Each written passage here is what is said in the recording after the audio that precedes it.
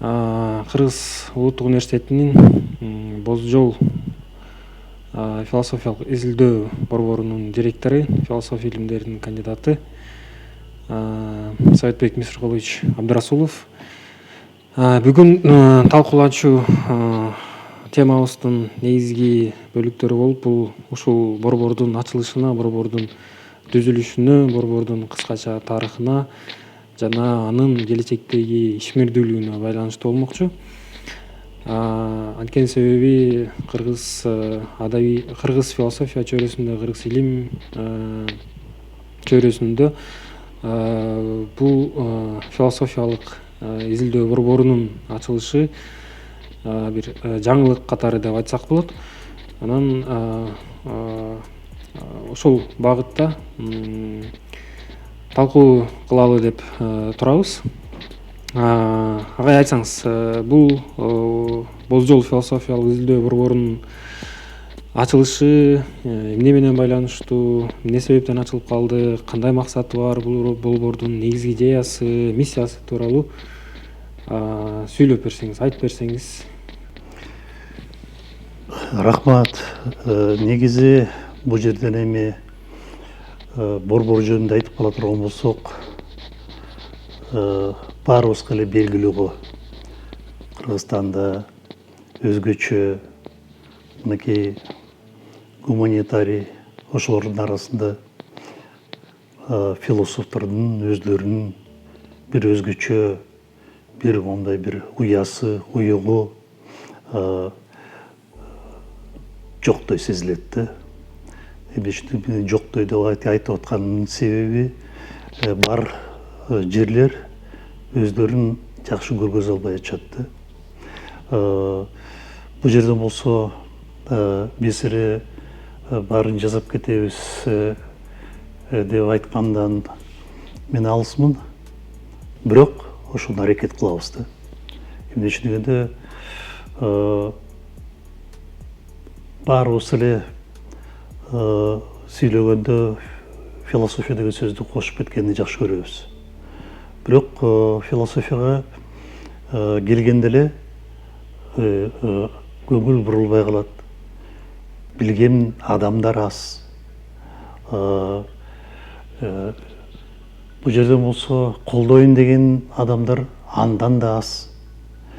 Ушуга байланыштуу мен өзүнчө бир ыраазычылыгымды билгизип, дагы бир жолу мынакей белгилеп кетейин депчи, биздин университеттин ректору жөнүндө. Биздин университеттин ректору Додорбек Тордусартович, ал өзү, алып айтсак, мынакей табигый илимдин доктору, гуманитарий эмес. Бирок мынакей ушу патриот болуп, илимди түшүнгөн адам, ушу биз ушу жактан аксап атканыбызды көрүп, сезип, мындай колдоп атканына мен ушунчалык ыраазычылыгымды билгизип кетейин деп атам да. Эми бул жерден айтсак, бир жагынан ушундай изилдөөчүлөр, философияга кызыккан адамдар, жаштар бир чогула тургандай, бирге мондай бир маектешип, чечишип, көйгөйлөрдү мондай бир талкуулап, жол табуу, ушундай жер деп элестетем да. Ошондой болсо экен деп буйруса.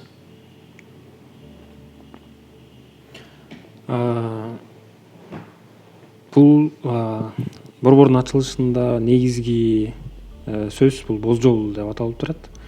Боз жол дегенди кандай түшүнсөк болот? Бул Боз жол деген эмне?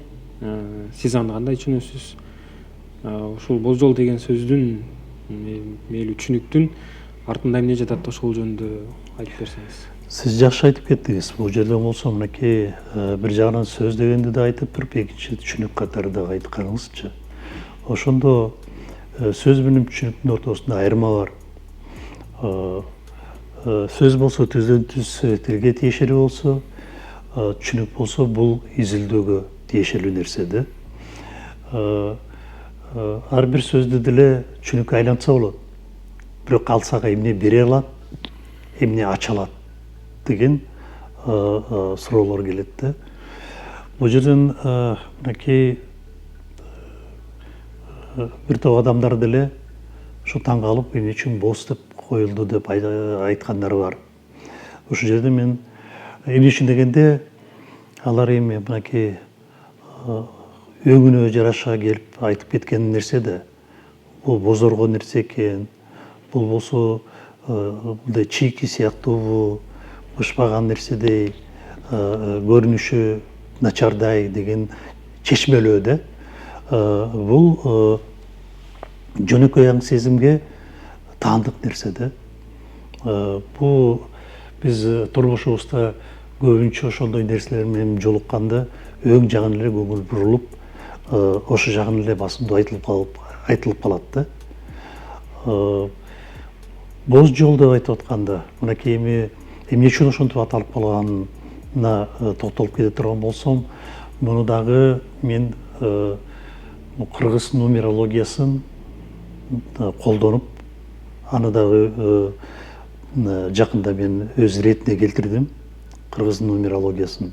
Эми сандын сыры да, ошондо көрсө биздин ата бабаларыбыз дагы сандын сырын билген, өздөрүнчө чечмелеген экен. Ошо сандарга байланыштуу алсак, мынакей бүчөөл деп айтып жүрбөйбүзбү бизчи.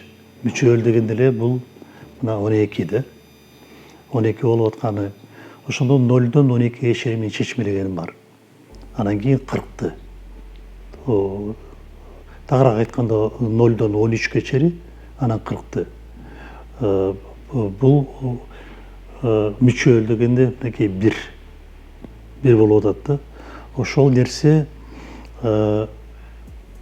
кандайча биз өсүп өнүгөт, кандай көрүнөт деген суроолор болсо, алсак, мынакей көрүнбөгөн дүйнө бул 0 болот. Ал бир жака мынакей көрүнгөн дүйнөгө көрүнүп келген нерсе 1 менен келет да. 1 болсо мынакей жараткан, ал болсо мына 2-ни жаратат депчи.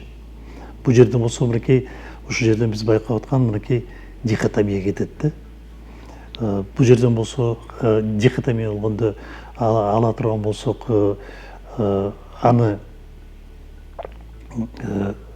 мынакей тиги ызык, суук дейбизби, тиги плюс-минус дейбизби, эркек, аял дейбизби, эр, эп дейбизби, ошонун баары эле 2 да. Ошол 2 бул материалдык дүйнөнүн башатында турат да. Ошо ал ошо материалдык дүйнөнүн ичинде жашоосу уланып барып рух дүйнөгө тиет да. Ал кайра анан кийин кайра бирге, кайра биримдикке келет да. Бул 12 болуп келе турган жагычы. Ошондо 2-ге бөлүнгөндүн түпкү тамыры 1 болот. Ошондо биз алып айтсак эле ак каранын мындай бөлүштүрүп карап аткан түпкү тамыры ак да. Ошол эле кайра ошого кирет. Ага бараткан жол. Сен ошондон тайыйсыңбы, тайыбайсыңбы? Ошо жол менен бара аласыңбы, бара албайсыңбы? Ошо жолду мынакей биз мен боз жол деп атайм да.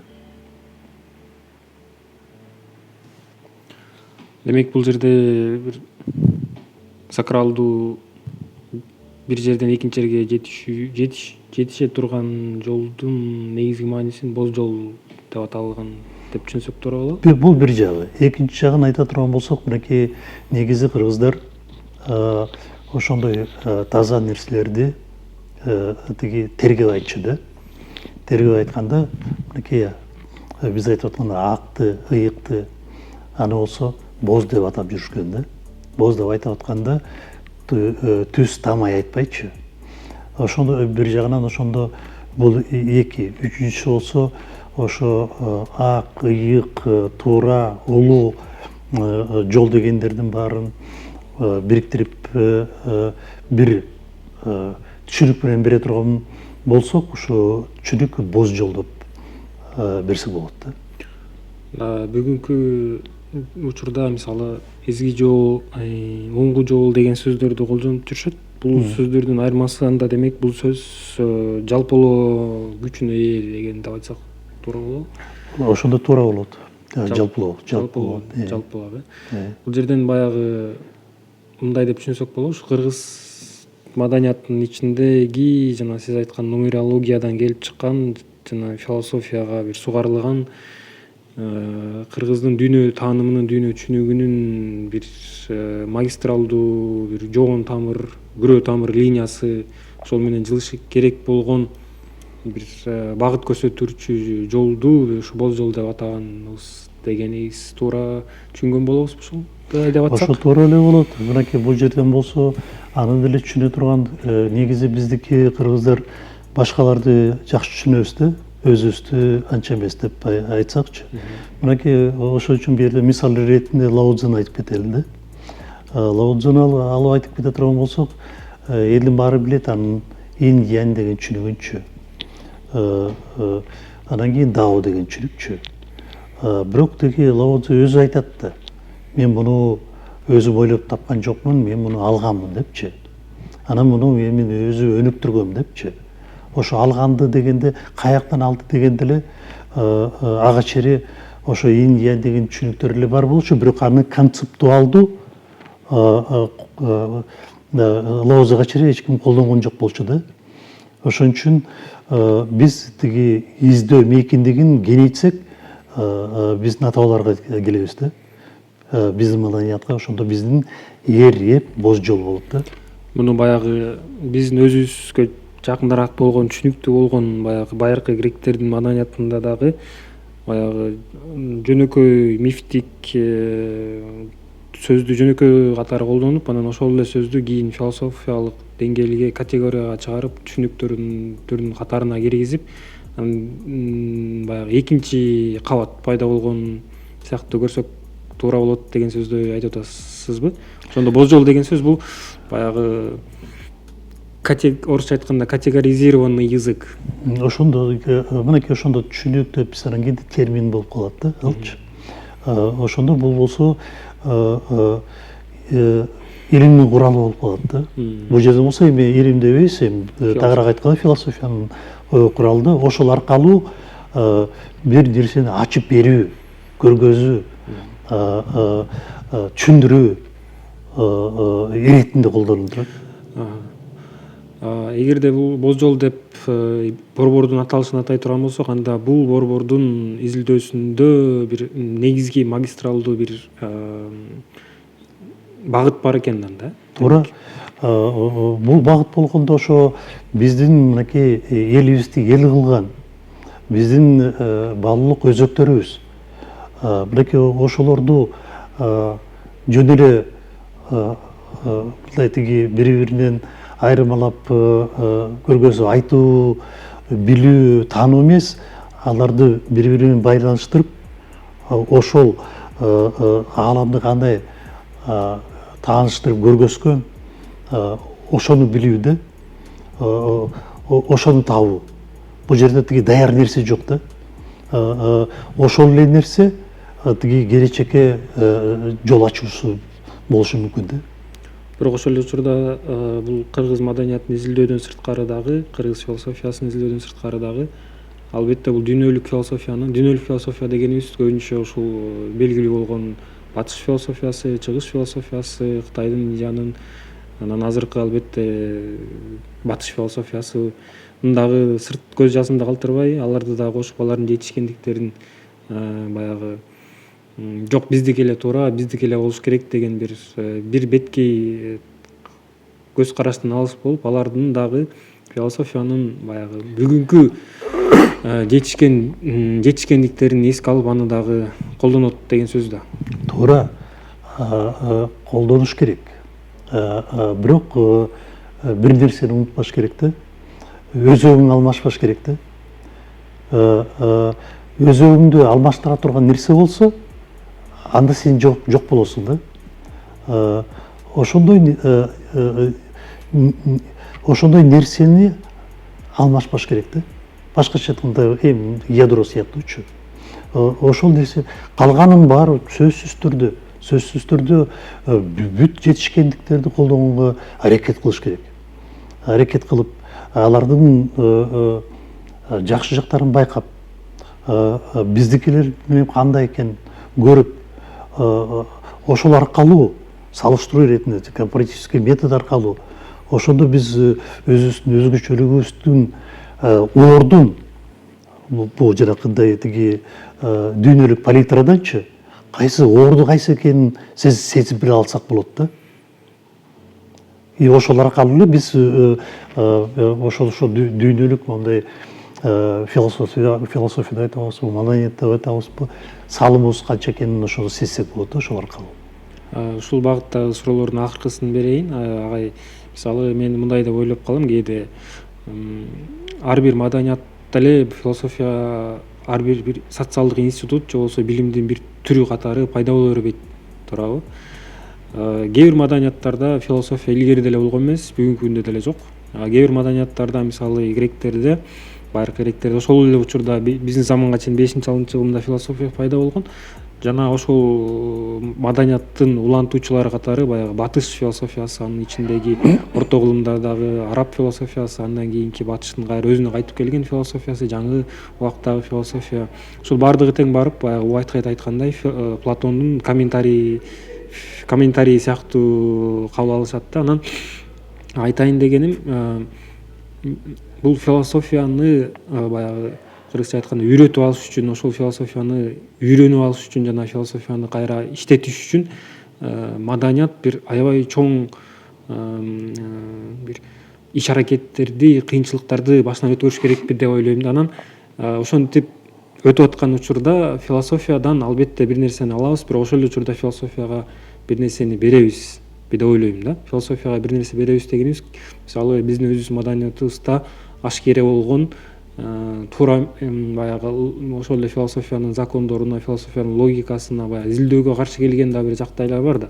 Ошондо биз өзүбүздүкү деп эсептеп жүргөн бир маданиятыбыздын, бир традицияларыбыздын мындай кечип кеткенге бүгүн даярбызбы деген сыяктуу ой да. Философияны биз өзүбүзгө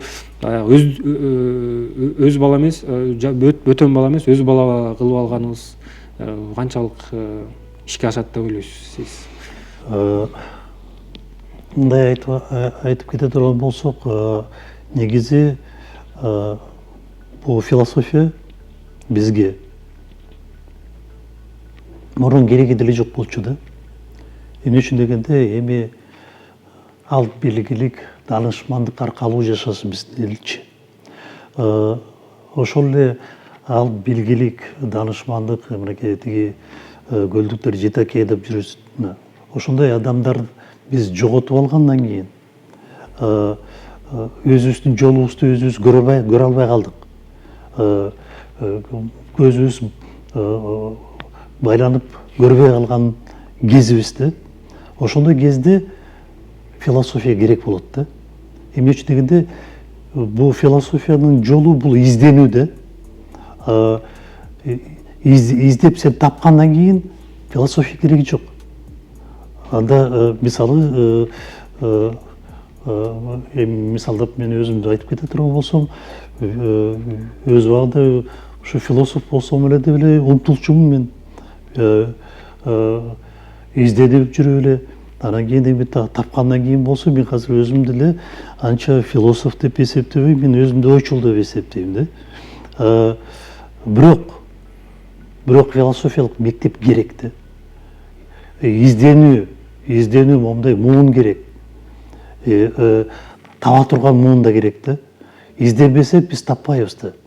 Ошо изденүүнүн борбору ошо буйруса, ошо боз жол болсо экен деген момундай бир чоң момундай ниет, үмүт, каалоо бар да. Ушул жолуңуз баягы чоң бир талкууларга, мындан кийинки подкасттардагы талкууларга бир чоң бир тема болуш болот деп эсептейм. Бул темаларга өзүнчө бир кайрылып, өзүнчө бир подкаст кылсакпы деп ойлосок болот. Анткени сиз жана айттыңыз, философия бизге керек, бирок биз акылмандуулукту жоготкон учурда гана актуалдуулугу өсүп жатат дегениңиз да аябай кызыктуу болуп жатат.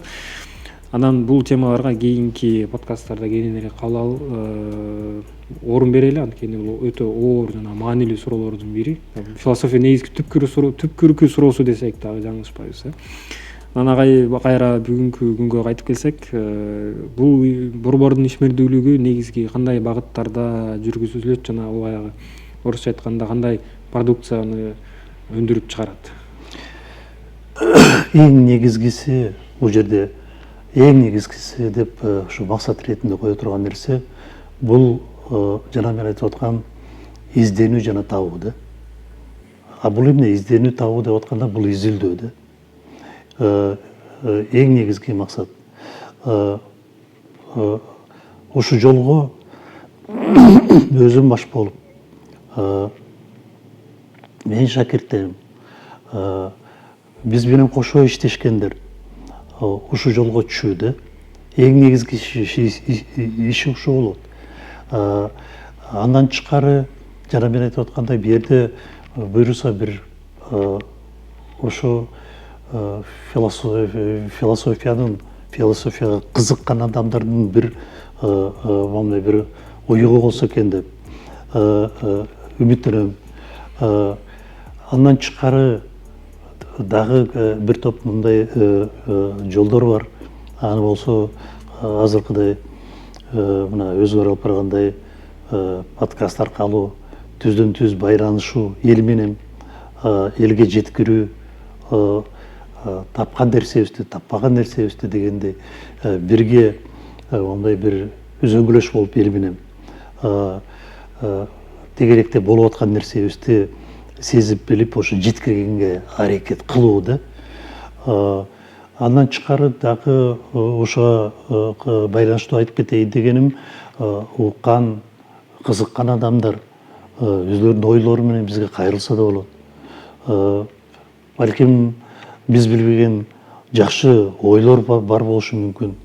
Ошондой нерселерди биз угуп бирге жолубуз бир боло тургандай, жана мен айтып аткандай бир боз жолго чыга турган, ыйык жолго чыга турган, улуу жолго чыга турган, ак жолго чыга турган жол болсо, анда биз сөзсүз түрдө бирге иштегенге даярбыз да. Башкача айтканда бул борбор кызматташууга ачык. Ачык, дайыма эшигибиз дайыма ачык. Анан башында сиз айтып кеттиңиз, бул Кыргызстанда бүгүнкү өлкөбүздөгү гуманитардык, философиялык билимди жаратып жаткан атайын институттар, атайын мекемелердин ишмердүүлүгү бир аз жетишпей жатат дедиңиз. Анан кыскача айтсаңыз, бул борбордун ошол Кыргызстандагы философиясынын өнүгүүсүнүн контекстинде кандай көрөсүз? Бул кандай контексттин негизинде жайгашат жана ошол контексттин негизинде баягы реалдуу мүмкүнчүлүктөрү кандай? Негизи философтун баары эле бул максималисттер. Ошон үчүн бул бир кичинекей нерсеге максат коюу жок да биздечи. Ошондо максат дегенде бир чоң нерсени жаратуу да. Жөн эле тиги өткөн кеткендерди ал тигини жазат эле, бул жазат эле, муну жазат эле деп алда керек. Эмне үчүн дегенде өтүп баскан жолубузду билишибиз керек. Ким бар болгонун, ким эмне кылганын аны да билишибиз керек. Бирок аны менен чектелбешибиз керек да. Мынакей биз айтып аткандай, биздин ата бабалар мына өз убагында манасты жаратты эле. Биз ошондой эле мактана бербей, мынакей биздин ата бабаларыбыз мына манасты жаратты эле дебей, өзүбүз эмне жарата аласың, эмне кыла аласың? Ошол негизги максатта мен айткым келбейт берден тиги биз сөзсүз түрдө ошону кыла алабыз депчи. Бирок ошону кылганга аракет кылышыбыз керек да. Буйруса болуп калса, бул чоң нерсе. Негизги максат ошол. Бул борбордун кызматкерлери же болбосо жана сиз өзүңүз айткан жаш философторго, өнүгүп келе жаткан философторго кандай мүмкүнчүлүктөрдү айттыңыз, өзүңүз ар дайым ачыкпыз, келип талкуулайбыз дедиңиз, бирок ушул борбордо иштеп жаткан кызматкерлер тууралуу кыскача айтсаңыз, кимдер иштешет, кандай максаттар? Мынакей азыр Бысмылдада эле жаңы ачылдык. Жаңы ачылганда мынакей дагы бир жолу айтып кетейин, ыраазычылык ректорго Доктор Сартович мондай колдоп ишенүү көргөзүп атканына бизге. Андан тышкары өзү дагы мына ачып кеткенден кийин айтты, бизде болгон жардамды бергенге даярбыз деп. Бул эмне деген нерсе? Буюрса биз өзүбүздү көрсөтө алсак, бир продукцияны берип иш көргө салсак, мен ойлойм, ректорат дайыма бизди поддержка кылат. Анын алдында мен айтып аткан өзүңө окшогон жигиттерди мынакей Москвада калбай, бияка келип элим деп, жерим деп биякта жүрөсүң.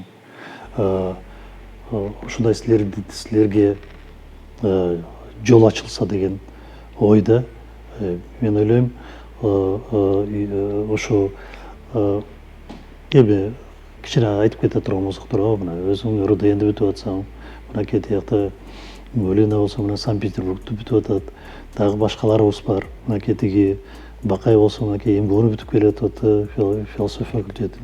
Ушундай жигиттер бар, келечеги кең боло турган. Буга колдоо керек да. Буга чейин мына мен баса белгилеп кеткенде, эми бул мындай тиги секрет деле эмес да. Алсак көбүнчө проекттер болсо башка өлкөлөр менен каржыланат да. Ким каржыласа, сен ошонун арабасын айдайсың да. Мына канча жашынакай жигиттерибиз ошо үй бүлөсүн багабыз деп НПОлорго кеткен. Иштепчи, НПОлорго иштеп, аркы дагы башка нерсеге, башка жакка кеткендерди белгилеп кетсек деле болот. Бул жерден болсо мынакей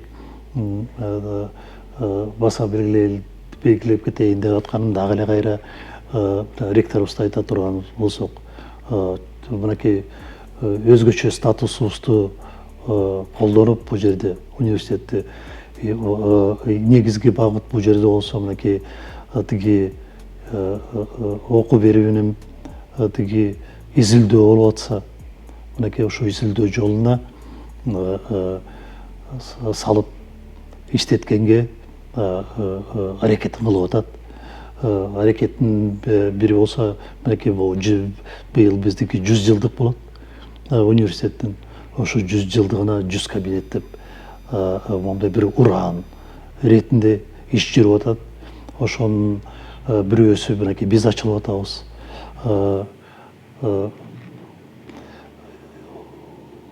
Ойлойм, ушундай бир багыт менен иштесек, сөзсүз түрдө эми аракет кылсак берекет болот деп.